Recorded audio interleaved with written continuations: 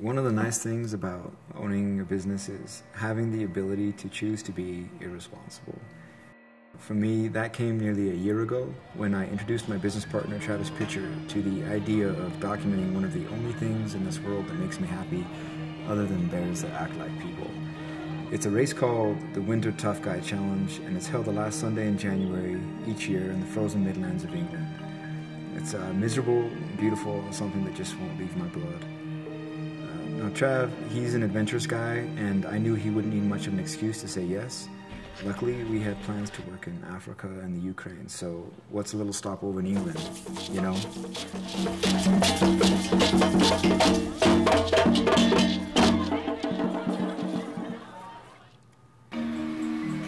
Immediately, we called in reinforcements to tackle the task of doing Tough Guy justice. So we called in Cole Nielsen of Varsity Studios and Aaron Sorenson of Aaron Spot on YouTube. And we were also graciously invited to stay at the founder of Tough Guy's home, a good man whose proper name is Billy Wilson, but who goes by a more fitting name, Mr. Mouse.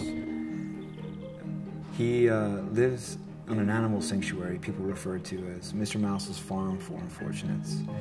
And once there, it's easy to be taken in by the charm of his family's old cottage, and you feel transported back into days gone by. Travis is looking for a place to shoot. As is usual. They left their milk out. There are rooms that open up into other hidden rooms and secret doors, winding, rickety staircases haphazardly resting against the roof, and doors that once walked through lead you to a room set aside specifically for dogs lounging on couches. How rad is that? And there were a lot of dogs, like a lot of dogs. A lot of dogs. Soon enough, it was time to settle in and do some serious planning, strategizing on how we can capture the chaos of Tough Guy. We had walked the course once, we had maps and great ideas, but all of that would go for naught, as we would find out, because chaos is a little more elusive than we thought.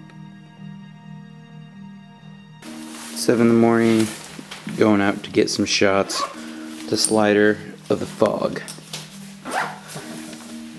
So, how'd you sleep? I slept like a peach. You slept like a peach?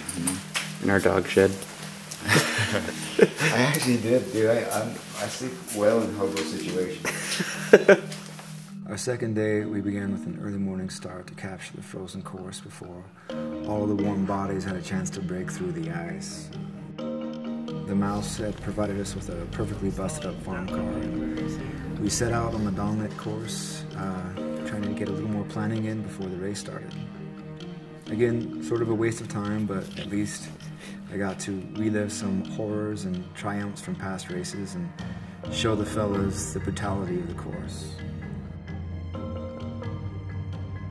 You can hear it going like it's crazy.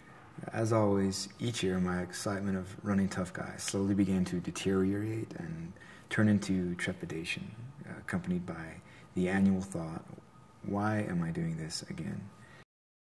And matters weren't helped much with Trav's observations of just how miserable things were going to be come the third morning. It's really cold. I know. You guys should feel it. It's like, that'd be scary. And it's slippery. This will be slippery when it's wet. After a few more pickup shots, we called it good and went to bed on bellies full of white bread and Coca-Cola, ready for the coming day. Here we go, Tough Guys. There's really no preparing you for the sight that is Tough Guy. Thousands and thousands of mad men and sane women and mad men gathering for what will no doubt be 3 of the more miserable hours of their newly minted year. The sort of characters that fall upon the farm make you question your own sanity. You ask yourself, am I one of them? And the truth of it is, you are. But once you figure that out, there's comfort in the knowledge that every person here is scared. They're just too excited to show it at this point. In fact, You can't see it from this angle, but that's me, Mr. Tilly, and inside my tights, there's just a little bit of scared pee, just a little. Luckily, the festive atmosphere and overall feel of camaraderie is so tangible that the fear subsides for a while. Through all the chaos and knowing our shooters were about to be scattered to capture the carnage and wonder of Tough Guy, you cannot ignore the presence of Mr. Mouse. This is his race, this is his vision, and he's designed it for those absent in mind enough to try to learn something about themselves. The sparkle in his eye isn't jolly, it's the spark of knowledge. It's the knowledge that you're about to do something that will test your every physical, mental, and spiritual limit.